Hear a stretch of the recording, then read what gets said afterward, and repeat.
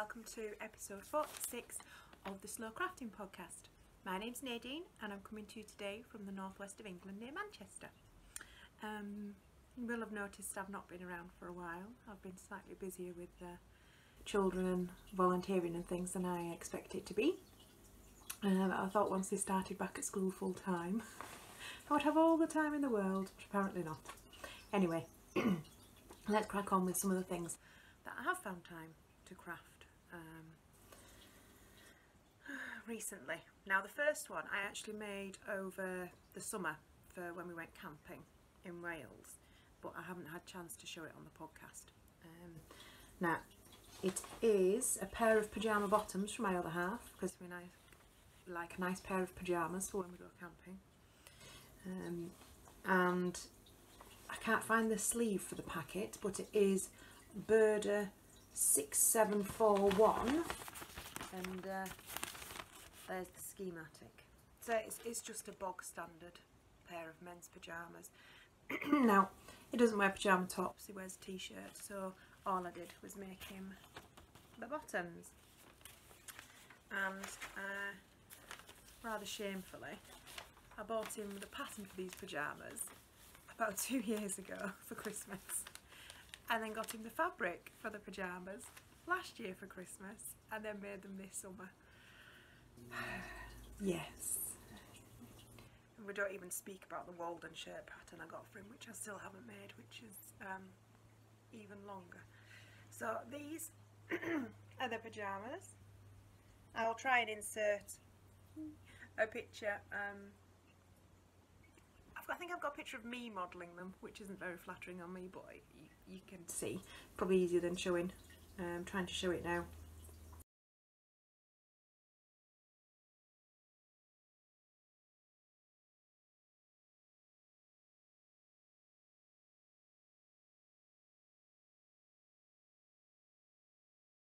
So it's a brushed cotton, and they've got pockets and an open fly. They've got some elastic in the back. Yeah, I can show you my inside, it's neat enough.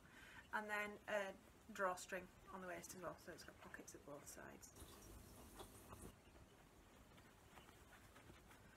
So that was handy. They're really easy to make actually. It's quite a good pattern, and even though they appear massively wide, they're not huge. They are baggy and comfortable and good for camping. In fact, I was quite tempted to steal them and have them for myself once I tried them on. But the fabric I actually bought because I didn't have any brushed cotton, and I bought it from Wofe Mill fabrics. I'll double check and put the address down here, but I don't think they've got any of this in stock anymore, because like I say, it was last Christmas when I bought it, and I should have enough left over of this fabric to make a pair of pyjama bottoms for my oldest daughter for Christmas this year. So fingers crossed I can get that done in December. But the sorry, my voice has gone really croaky. The drawstring, I don't know if you can see it clearly, is actually a kumihimo braid, like a Japanese braid that I made with some leftovers from sock wool.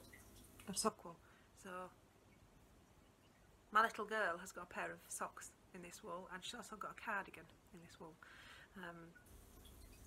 And I used up my scraps to do the kumihimo braid, and it was a really good project because I could just take it round with me in my bag and do a little bit here and there.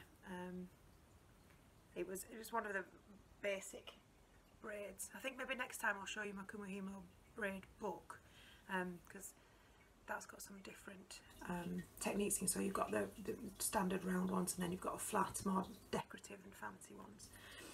But basically you have a circle of card, or if you fancy a proper tool, and it's got 8 slits in it, and you have 7 strands of wool, and one in each slit, and they're all sort of knotted together in the middle, and then you just move your strands of wool across into the empty slot in a specific pattern, and it makes a fancy braid. So I've taught the children at the holiday club that I run over the summer and Easter how to do them, and they've become obsessed with them.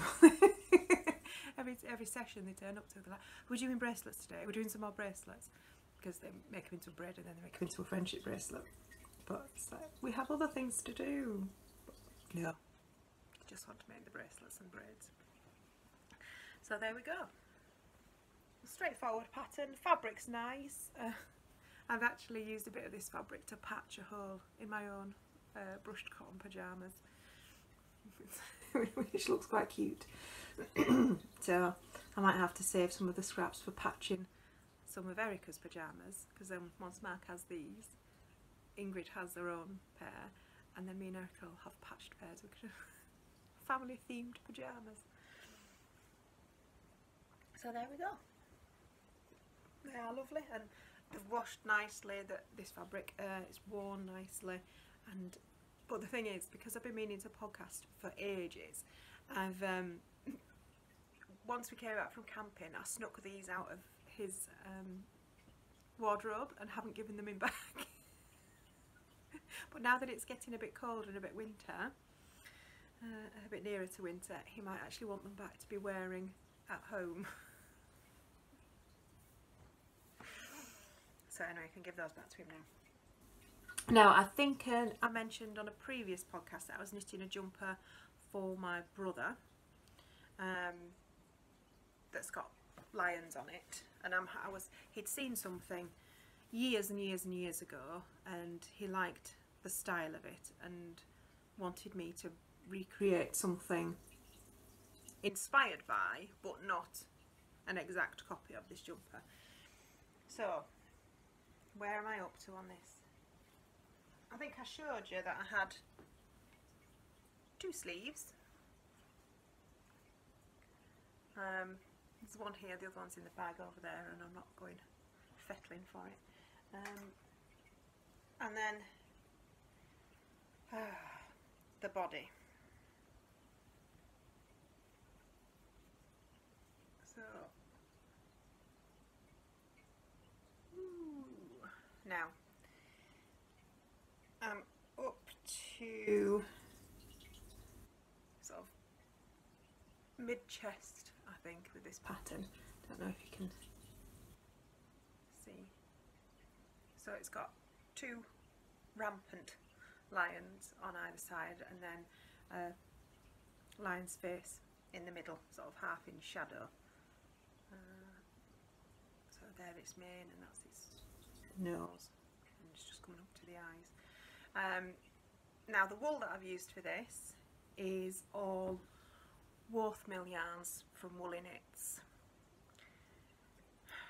Now sadly, I need to make the most of this wool, because Woolly Knits, which is my local wool shop, is closing its bricks and mortar store. They're still keeping their online business, but they're not going to have the shop anymore, which is an absolute disaster for me, because if you've watched this podcast before, you will know that I am obsessed with their wool.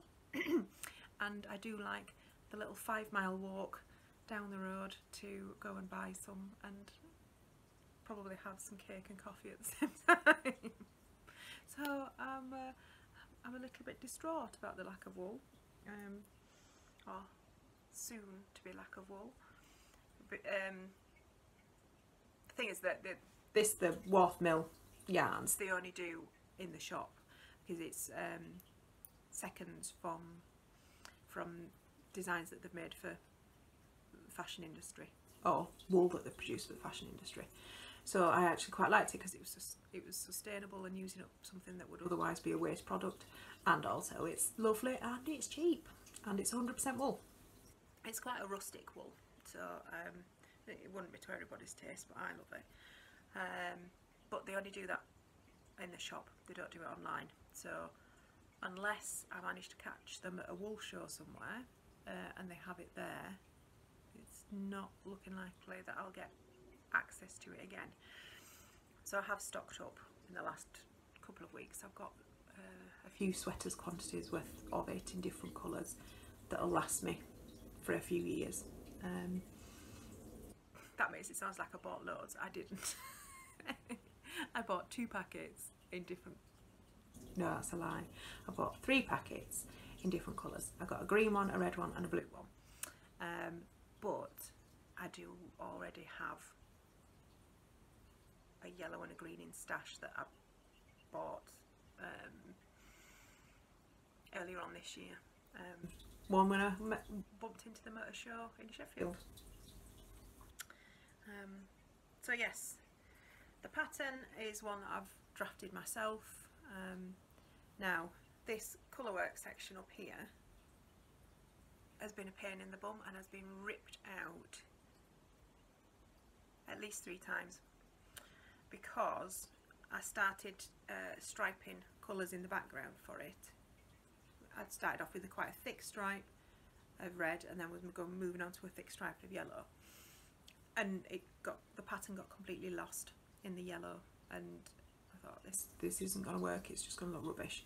So I ripped it all back and then thought, well, I'll try thinner stripes of the red, yellow and green behind. Didn't work either, just looked a bit rubbish. So I thought the beige and the sort of cinnamon colour work really nicely together, so I just went back to using the cinnamon colour as the background colour, and I might add in some of the red, orange and yellow further up towards the neckline. But I haven't worked on this for a few weeks because I've been working on other projects, but I really need to get this finished because I started it. It's for my brother and I started it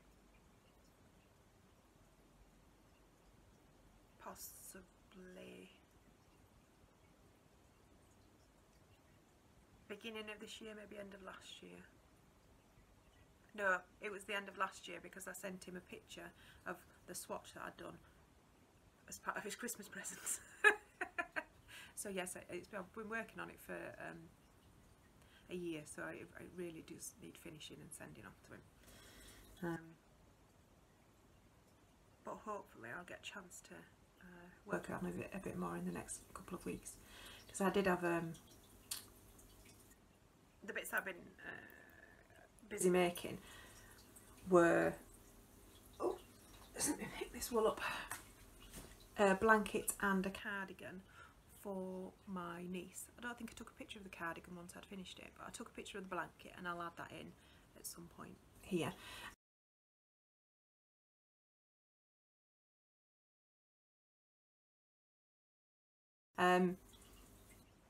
Because that was rather unexpected. My new niece, Evangeline, and is the most beautiful girl in the entire world, but don't tell my children I said that. She was due to be born in October, but actually arrived in August. So all my plans of making baby arrival gifts for her went out the window. She did get a premature baby octopus when she first arrived, and she kept that in the incubator with her in the hospital, so that was lovely. But I finally got round to making her, now that she's home and she's well and she's putting on lots and lots of weight. I'd gave her a blanket that I'd made her, so it's a crochet blanket, and it was one that I just made up as I went on, but it was using the leftovers from the wool that I made her brother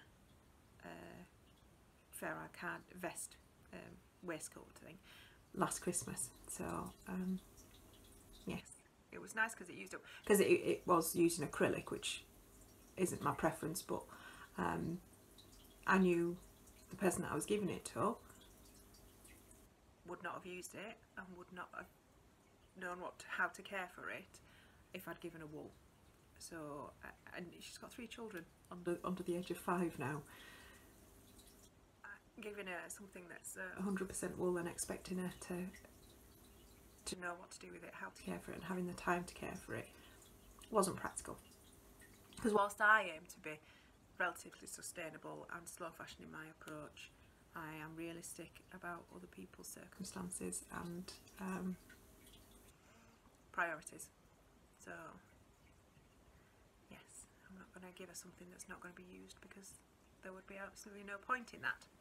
Right, anyway, so that's what I've been busy with. I've been working flat out trying to get this finished and to give to her when we went up to see her, and I got to have my little cuddle, so that was lovely. But it meant that all my other projects got shelved and didn't get worked on for a while. One thing that I did do though was some more spinning. Now this started life as a bat from Magpie and Goblin, which is just up the road from me, and I didn't buy it, I actually swapped it for some vegetables that I'd grown on my allotment. It was very good life. I felt like Barbara. It was ace. Spent most of my life feeling like Margot, but that one day I felt like Barbara, so that was good. And if you're not old enough to remember The Good Life, or you've never seen it, then I'm sorry that that cultural reference was lost on you, but it is one of the best programmes from my youth. Well, actually it was probably before I was born. There were probably repeats I was watching in my youth. But yes, go and find it. It's brilliant. Although I have mentioned it before on the podcast, because I mentioned it last Christmas on the Vlogmas episode, where I was having a little teary moment. So if you've watched it for a while, you will remember that, possibly. Right, so this bat, I'll put pictures in of the different progress shots.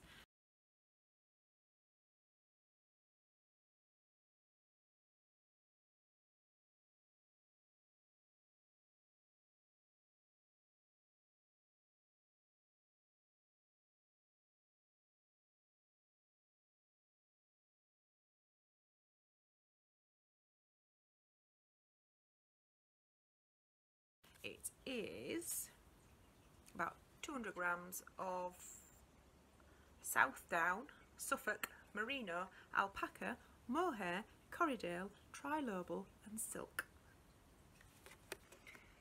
So all the good things in there. Maybe not the Trilobal, but everything else is natural fibres. And you can see the little pops of pink mohair. Now the mohair is actually from Sarah that runs Magpie and Goblin. It's from her goats, and it was, I think it's probably her daughter Katie that made the bats, because it's a family business and it's local, and they make lovely bright colourful things. And I think probably some of possibly the South Down and the Suffolk may have been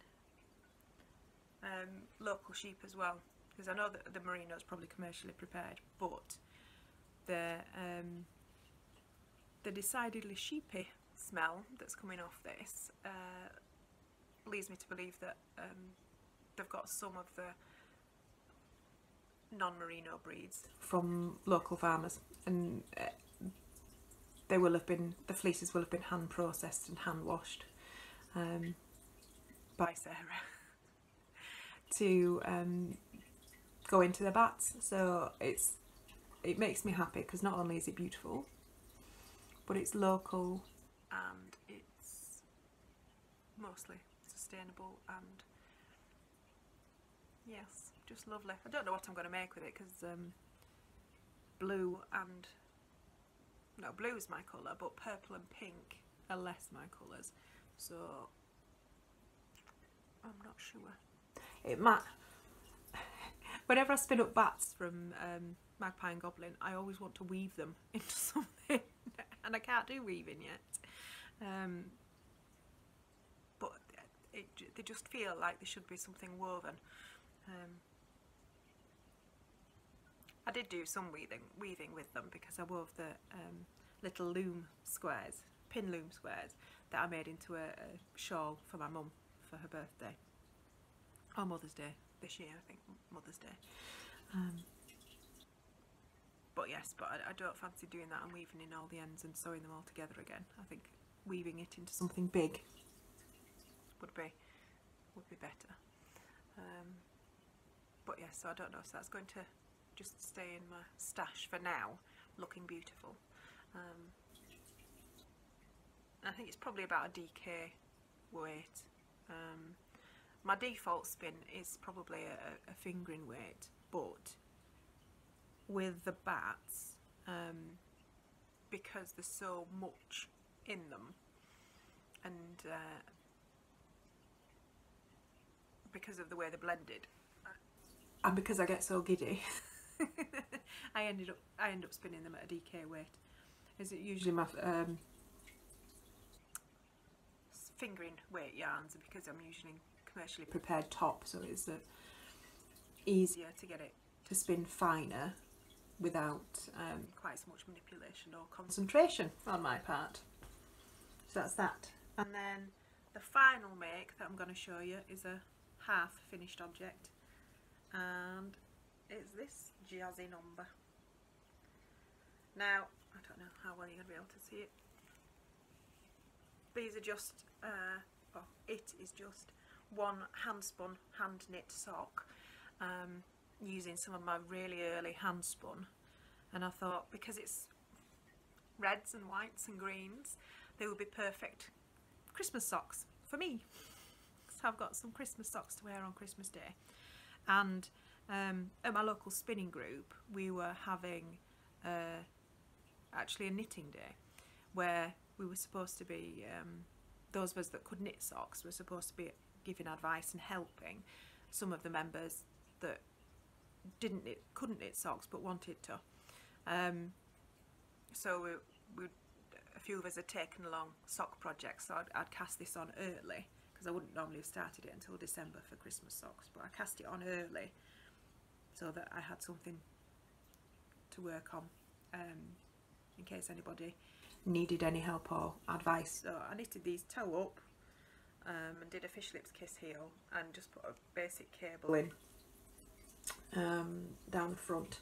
Now, I think there is an existing pattern, because I just made this up and did it as on my own numbers and went along, but there's an existing pattern that's very similar, and I think it's Socks on a Plane by Laura Linneman from the Knit Girls podcast.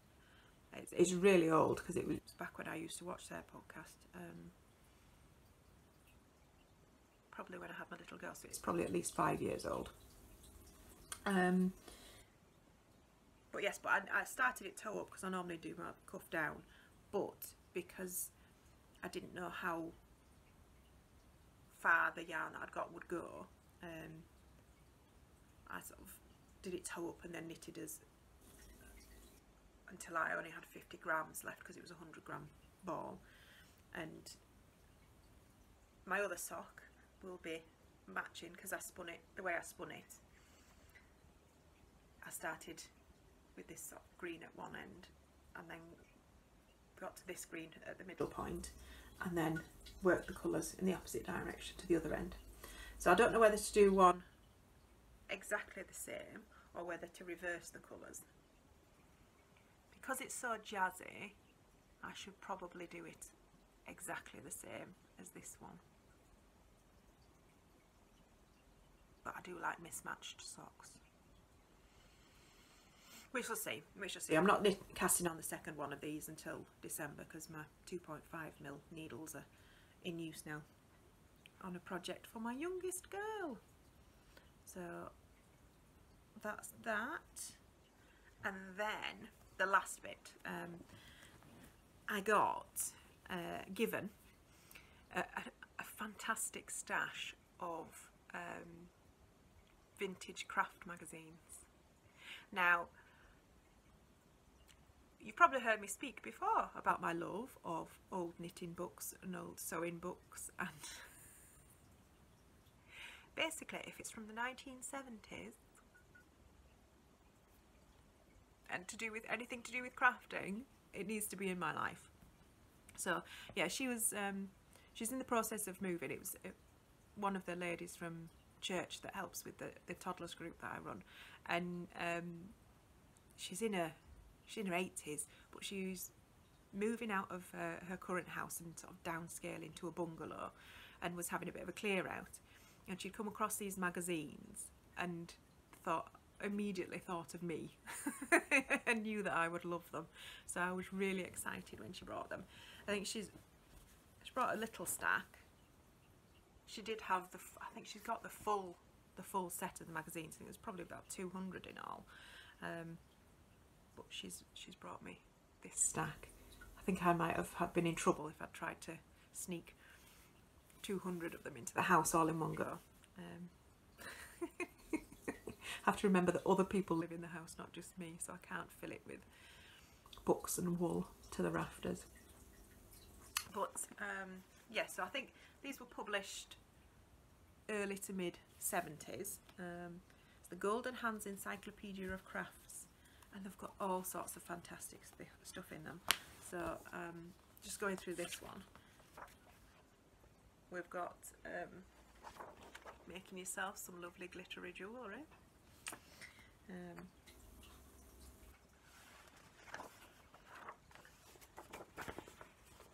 Throw in your own pots and glazing them.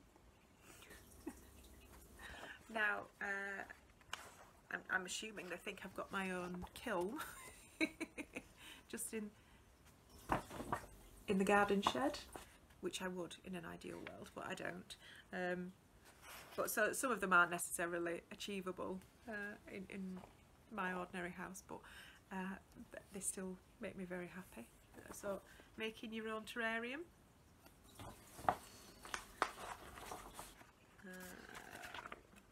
What else?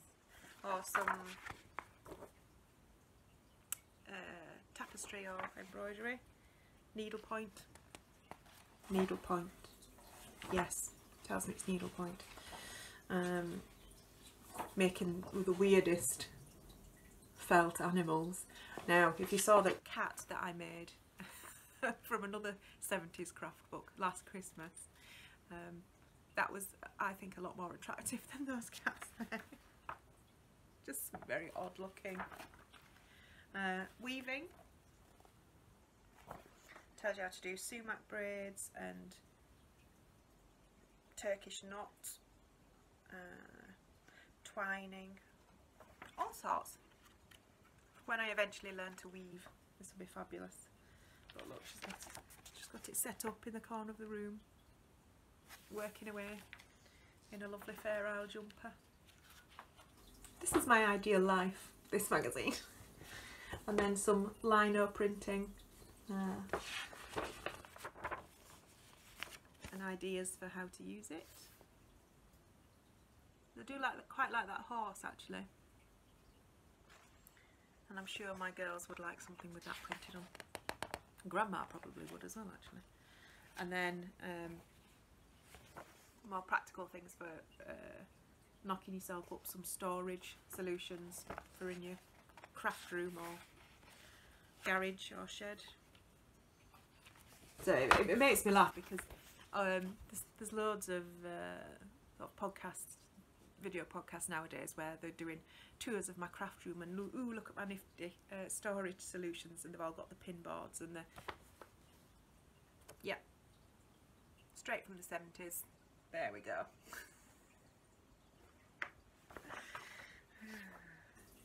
It does look lovely though, and I am slightly envious, but mine will just have to stay a ramshackle mess. And then on the back of some of them, they've got children's projects. Now, I have to say the children's projects are generally quite hideous. Look at this crazy pig. But no, they still make me happy. Yeah, so I think, oh, see, look, another Judy Crafts. That one's not quite so bad.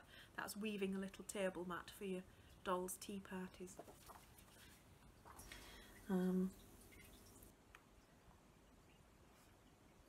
It's got articles on rock and gemstone collecting, or lapidary, didn't know it was called that, but apparently so.